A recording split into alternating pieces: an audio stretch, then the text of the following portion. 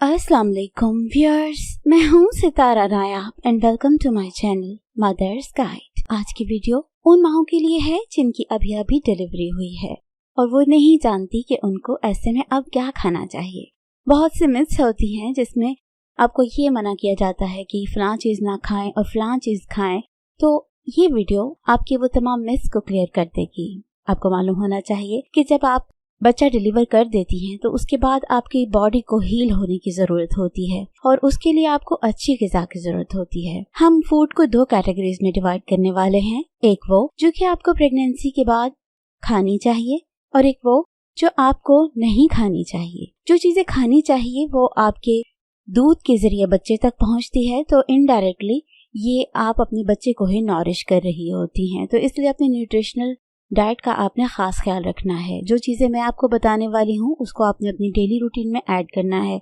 आप उसको कैटेगरीज बना सकती हैं कि इन चीजों को मैं ब्रेकफास्ट में ऐड कर लूंगी, इनको मैं दोपहर को ऐड कर लूंगी और इसको मैं डिनर में ऐड कर लूंगी। तो सबसे पहले वेजिटेबल्स। आपको मालूम होना चाहिए कि वेजिटेबल्स के अंदर बहुत सारे विटामिन, मिनरल्स और फाइबर होते हैं। बहुत सी औरतों को बच्चा डिलीवर करने के बाद कब्ज का मसला हो जाता है, लेकिन अगर वो फ्रेश वेजिटेबल्स खाएंगी तो उनको ये मसला नहीं होता और उनका चेहरा भी फ्रेश रहता है और उनको एक अच्छी फूड मिल जाती है।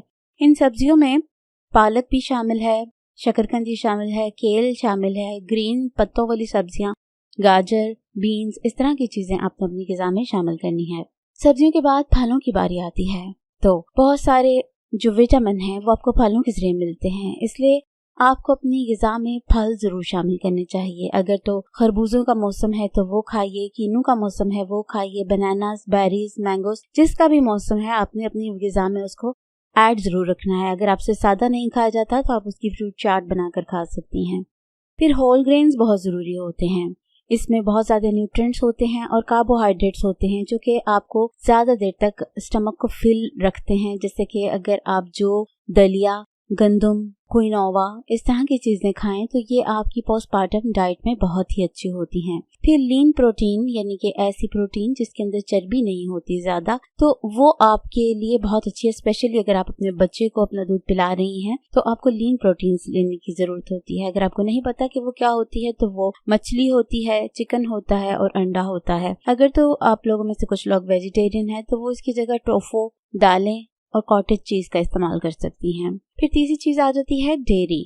डेयरी आपको पता है कि एक दूध पिलाने वाली औरत के लिए और एक हीलिंग मॉम के लिए दोनों सूरतों में जरूरी है, क्योंकि इसमें कैल्शियम होता है। तो आपने ग़िज़ा में अपनी मिल्क ऐड करना है, योगर्ट ऐड करना है, चीज ऐड करनी है रेगुलर बेसिस पे। फिर आपने हेल्दी फैट्स लेने हैं, ऐसे फैट्स जो कि आपकी फूड के लिए अच्छे होते हैं, ना कि बुरे वाले फैट्स जो आपके जिस्म में कोलेस्ट्रॉल बढ़ाते हैं। अच्छे फैट्स आपको बटर से मिल सकते हैं, एवोकाडो से मिल सकते हैं और इस तरह के दूसरे सोर्सेज से मिल सकते हैं। फिर उसके बाद लिक्विड्स का इंटेक आपने ज्यादा करना है, क्योंकि अगर आप दूध पिलाती हैं तो आपको ज्यादा हाइड्रेटेड रहने की भी जरूरत होती है और जितना आप हाइड्रेटेड रहती हैं आपकी स्किन उतनी ही अच्छी हो जाती है और दूध भी उतने अच्छे से उतरता है। लिक्विड्स में आप दूध का इस्तेमाल कर सकती हैं, पानी का कर सकती हैं, फ्रेश मिल्क का इस्तेमाल कर सकती हैं। इसमें कोल्ड ड्रिंक, सॉफ्ट ड्रिंक्स, इस तरह की चीजें मना की जाती हैं। कुछ और मसाले ऐसे होते हैं और चीजें जो कि अगर आप अपनी फूड में ऐड करें तो ज्यादा अच्छा होता है, जैसे कि मोरिंगा लीव्स, कद्दू, ड्राई फ्रूट, सौंफ, ज्वाइन, हल्दी, लहसुन,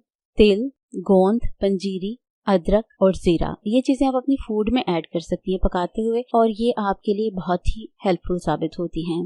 फिर अब दूसरी कैटेगरी है कि वो चीजें जो आपको नहीं खानी जब आपकी डिलीवरी ओवर हो जाती है, यानी कि ऐसी चीजें जो आपकी पोस्टपार्टम डाइट में मना की जाती हैं, तो वो आपके लिए अच्छी नहीं होती और ना ही वो आपके बच्चे के लिए अच्छी होती हैं, क्योंकि अगर आप दूध पिलाती हैं तो ऑब्वियसली जो चीज भी आप लेंगी उसका असर बच्चे तक जाएगा। पहली चीज अल्कोहल। तो अल्कोहल हमारे मुल्क में तो वैसे नहीं अलाउड, लेकिन ये अगर कोई लोग पीते भी हैं तो वो सिर्फ उस सूरत में पी सकते हैं कि जब वो बच्चों को दूध नहीं पिलाते या अगर पिलाते हैं तो उसके बीच में गैप काफी ज्यादा होता है, तो फिर वो कंज्यूम कर सकती हैं। अदरवाइज एज ए इस्लामी व्यू और एज ए मदर आपको अल्कोहल अवॉइड करना चाहिए। फिर कैफीन जो है यानी कि कॉफी और चाय, ये आपके लिए अच्छी नहीं होती। कई माएँ प्रेगनेंसी ओवर होने के बाद चाय बहुत ज्यादा शौक से पीती हैं, तो एक बार याद रखिए कि अगर आप बच्चे को दूध पिलाती हैं तो दूध ही दूध का नेमुल बदल होता है, चाय नहीं होती। और कॉफी में जो कॉम्प्लेक्स ग्रुप होता है फूड का वो बच्चे से डाइजेस्ट नहीं होता। इसलिए अगर आप बच्चे को अपना दूध पिलाती हैं तो कैफीन का इंटेक आपको काफी कम करना पड़ेगा। फिर ऑयली और स्पाइसी फूड्स आपको अवॉइड करनी पड़ेंगी। इससे बच्चे का जो डाइजेस्टिव सिस्टम है वो अपसेट हो जाता है, उसको गैस का मसला हो जाता है, एसिडिटी हो जाती है और आपको खुद को भी हार्ट बर्निंग वगैरह हो सकती है। फिर एलर्जिक फूड्स, यानी कि अगर आपको पहले किसी चीज से एलर्जी थी तो आप कोशिश करें कि इस फेज में भी आप उसको ना लें, ताकि वो एलर्जी से आपकी तबीयत अपसेट ना हो और ना ही वो आपके बच्चे को डिस्टर्ब कर सके। पोस्टपार्टम न्यूट्रिएंट्स आपको मालूम होना चाहिए कि आपकी बॉडी को हील करने के लिए बेतहाशा जरूरी है। चाहे आपकी नॉर्मल डिलीवरी हुई है, चाहे आपका ऑपरेशन हुआ है, लेकिन अंदर आपके जिस्म में टूट फूट तो हुई है, तो उसको ठीक करने के लिए आपको अच्छी ग़िज़ा की हर हाल में जरूरत होती है। कई माओं का ये कॉन्सेप्ट बहुत खराब होता है कि वो जैसे ही प्रेगनेंसी खत्म होती है तो कहती हैं अब कौन सा बच्चा मेरी वॉर्म में है, तो वो बिल्कुल स्ट्रिक्ट डाइट के ऊपर आ जाती हैं और बिल्कुल अच्छे न्यूट्रिएंट्स नहीं लेती। तो ये उनके लिए है कि अपने आप का ख्याल रखना बहुत जरूरी है।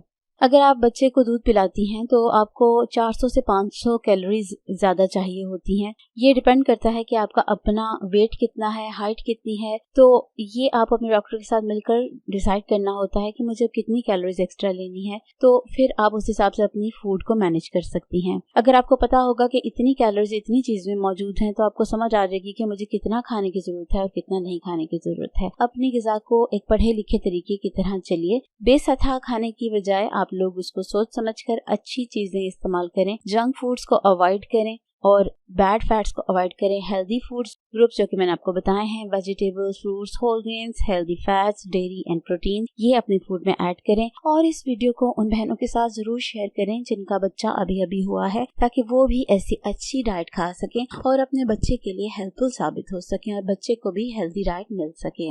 ये वीडियो कैसी लगी इसके बारे में अपनी राय कमेंट सेक्शन में जरूर दीजिएगा। शुक्रिया।